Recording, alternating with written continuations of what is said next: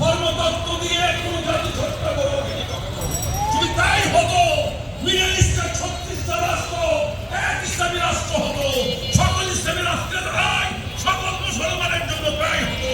তা কিন্তু হয় না, বরঞ্চ সৌদি আরব আমাদেরকে বলে এর আগে সৌদি আরবে একজন বাঙালি ড্রাইভার সৌদি নাগরিককে বিয়ে করেছিল, তার অপরাধে তাকে ফাঁসি দেওয়া হয়েছিল, গলা গর্দন কাটা হয়েছিল।